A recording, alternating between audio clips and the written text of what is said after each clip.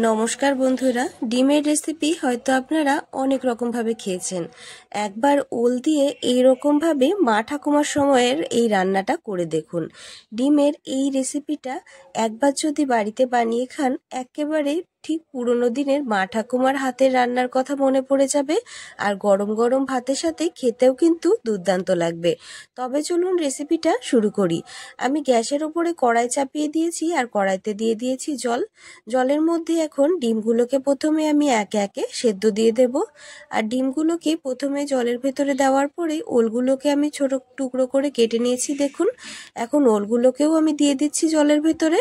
বেশ কিছুক্ষণ আমাদের ভালোভাবে সেদ্ধ করে নিতে হবে। আর যাতে ভালোভাবে সুন্দরভাবে ওলগুলো গলে যায়, তার জন্য কিছুক্ষণ ঢাকা দিয়ে আমি সেদ্ধটা করে নেব।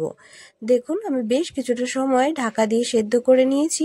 ওলটা যেহেতু একটু শক্ত হয়, তার জন্য ঢাকা দিয়ে সেদ্ধ করে নিলে সুন্দরভাবে গলে যাবে। দেখুন, আমি কেটে দেখিয়ে দিচ্ছি খুন্তির সাহায্যে কত সুন্দরভাবে সেদ্ধ হয়ে গেছে। এখন সেদ্ধ করে নেওয়া ওল আর ডিমকে একটা বাটির মধ্যে আমি নামিয়ে নিচ্ছি। আর এইখানে কড়াইটাকে পরিষ্কার করে আবার গ্যাসের উপরে চাপিয়ে দিয়েছি আর কড়াইতে দিয়ে দিয়েছি সর্ষের তেল। তেলটা ভালোভাবে গরম করে নিয়ে তেলের মধ্যে দিয়ে দিচ্ছি সামান্য পরিমাণে হলুদ গুঁড়ো। তার সাথে দিয়ে দিচ্ছি অল্প সামান্য পরিমাণে একটুখানি লবণ। লবণ আর হলুদ দিয়ে তেলটাকে কড়াইতে ভালোভাবে আমি মেখে নিচ্ছি। তেলটা দেখুন ভালোভাবে গরম হয়ে গেছে। ডিমগুলোকে ছুলে নেওয়ার পরে ডিমগুলোকে মাঝখান বরাবর আমি এইভাবে কেটে নিয়েছি। আর এইরকম ভাবেই কিন্তু ডিমগুলোকে আমাদের ভালোভাবে উল্টে পাল্টে লাল লাল করে ভেজে নিতে হবে। বন্ধুরা, ডিম আপনারা আলু দিয়ে তো রান্না করে খেয়েছেন, কিন্তু একবার যদি ওল দিয়ে এইভাবে ডিম রান্না করে খান, আপনাদের কিন্তু স্বাদটা সম্পূর্ণ মুখে লেগে থাকবে, আমি হলফ করে বলতে পারি। দেখুন, প্রত্যেকটা ডিমকে আমি একরকমভাবে কড়াইতে সাজিয়ে দিয়েছি। এখন এক পিঠ ভালোভাবে ভাজা হয়ে গেলে তারপরে আলতো হাতে উল্টে দিয়ে অপর পিঠ সুন্দর করে আমাদের ভেজে নিতে হবে। এপিঠ ওপিঠ করে লাল লাল করে ডিমগুলোকে আমাদের ভেজে নিতে হবে। ডিম যদি কম থাকে আর ঘরে লোকের সংখ্যা যদি বেশি থাকে, আপনারা তখন এই পদ্ধতিতে ডিমটা রান্না করতে পারেন, এইরকমভাবে মাঝখান থেকে ফালি করে। দেখুন, ডিমগুলোকে আমি সুন্দরভাবে লাল করে ভেজে নিয়েছি। এখন ভেজে নেওয়া ডিমগুলোকে আমি কড়াই থেকে তুলে নেব। বন্ধুরা, আপনাদের আমি মনে করিয়ে দিই, আপনারা যদি আমার ভিডিওটা এই পর্যন্ত দেখে থাকেন আর রেসিপিটা যদি আপনাদের একটুও ভালো লেগে থাকে, চ্যানেলটিকে কিন্তু অবশ্যই সাবস্ক্রাইব করে পাশে থাকা বেল আইকনটা দাবিয়ে অল নোটিফিকেশানটা অন করে রাখবেন। তাহলে যখনই আমি ভিডিও পোস্ট করব না কেন, আপনারা কিন্তু নোটিফিকেশানটা সাথে সাথে পেয়ে যাবেন। কড়াইতে যেটুকু তেল ছিল তার মধ্যে সামান্য পরিমাণে তেল দিয়ে তেলটা গরম হয়ে গেলে তেলের মধ্যে আমি দিয়ে দিচ্ছি তেজপাতা জিরে ফোড়ন। তেজপাতা জিরে তেলের মধ্যে ভালোভাবে ভাজা ভাজা হয়ে গেলে আমি দিয়ে দিচ্ছি 1 চামচ পরিমাণে জিরে বাটা, দিয়ে দিচ্ছি 1 চামচ পরিমাণে আদা বাটা, দিয়ে দেব 1 চামচ পরিমাণে রসুন বাটা। জিরে আদা আর রসুন ভালোভাবে এখন আমাদের নাড়িয়ে চাড়িয়ে কষিয়ে নিতে হবে, যতক্ষণ না মশলার কাঁচা গন্ধটা আর কাঁচা ভাবটা চলে যায়। বেশ কিছুটা সময় আমি নেড়েচেড়ে কষিয়ে নিয়েছি। এখন আমি দিয়ে দিচ্ছি পেঁয়াজ বাটা। আমি এখানে একটা গোটা পেঁয়াজকে বেটে নিয়েছি। সেই পেঁয়াজ বাটাটা দেওয়ার পরে সমস্ত মশলাগুলোকে একসাথে নেড়ে নিয়ে ভালোভাবে কষিয়ে নেব, যতক্ষণ না মশলাগুলোর থেকে তেলটা ছেড়ে দিচ্ছে।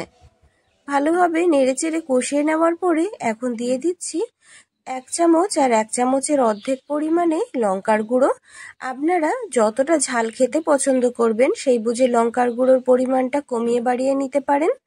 মশলাটা ভালোভাবে যাতে কষানো যায় তার জন্য সামান্য পরিমাণে আমি একটুখানি জল দিয়ে দিচ্ছি। জলটা দিয়ে ভালোভাবে নেড়েচেড়ে আমি সুন্দর করে কষিয়ে নেব।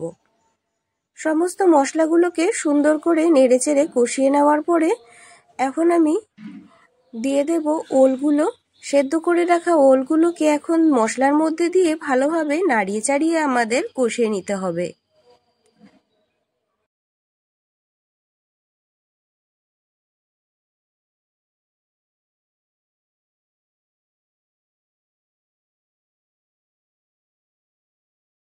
মশলার সাথে ওলগুলোকে আমি ভালোভাবে কষিয়ে নিয়েছি।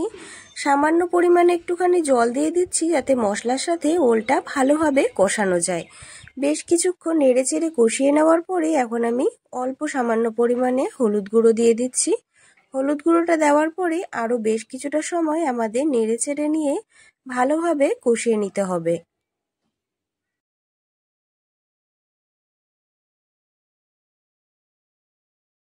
ওলগুলোকে বেশ কিছুটা সময় মশলার সাথে নেড়েচেড়ে সুন্দরভাবে কষিয়ে নেওয়ার পরে এখন আমি 1 গ্লাস পরিমাণে জল দিয়ে দিচ্ছি। জলটা দেওয়ার পরে একবার ভালোভাবে নাড়িয়ে চাড়িয়ে আমি মিশিয়ে দেব। ভালোভাবে নাড়িয়ে চাড়িয়ে মিশিয়ে দেওয়ার পরে ঝোলটা ফুটে ওঠা পর্যন্ত আমাদের অপেক্ষা করতে হবে। দেখুন বন্ধুরা, ঝোলটা ফুটে উঠেছে আর এখন আমি ডিমগুলোকে একে একে দিয়ে দিচ্ছি ঝোলের মধ্যে। ডিমগুলোকে ঝোলের মধ্যে দিয়ে বেশ কিছুক্ষণ আমাদের এই রকমভাবেই রান্নাটা করে নিতে হবে। অবশ্যই কিন্তু এই রকমভাবে একবার মা ঠাকুমার সময়ের পুরনো দিনের এই রেসিপিটা তৈরি করে খেয়ে দেখবেন বন্ধুরা। তখন সব সময় সব জায়গায় আলু পাওয়া যেত না, তার জন্য এই রকমভাবে ওল দিয়ে মাছ অথবা ওল দিয়ে ডিম রান্না করা হতো। আর এই রেসিপিটা সম্পূর্ণ কিন্তু আমার মা ঠাকুমার সময়ের পুরনো দিনের রেসিপি। অবশ্যই এই রেসিপিটা বাড়িতে বানিয়ে ট্রাই করবেন। আর ভিডিওটা ভালো লাগলে অবশ্যই নতুন বন্ধুদের মধ্যে শেয়ার করে তাদের দেখার সুযোগ করে দেবেন। সামান্য পরিমাণে একটু নামানোর আগে আমি চিনি দিয়ে দিয়েছি। আপনারা চিনি যদি না খেতে চান চিনি আপনারা স্কিপও করতে পারেন। চিনিটা দেওয়ার পরে একবার ভালোভাবে মিশিয়ে নেব। তৈরি হয়ে গেছে ওল দিয়ে ডিমের রেসিপি। আমার এই রেসিপিটা আপনাদের কেমন লাগলো কমেন্টের মাধ্যমে জানাতে ভুলবেন না। ভিডিওটা ভালো লাগলে চ্যানেলটিকে সাবস্ক্রাইব করে পাশে থাকা বেল আইকনটা দাবিয়ে রাখবেন এমন রেসিপি আরও দেখার জন্য। ভিডিওটা ভালো লাগলে পাশে থাকবেন, ভালো থাকবেন, সুস্থ থাকবেন।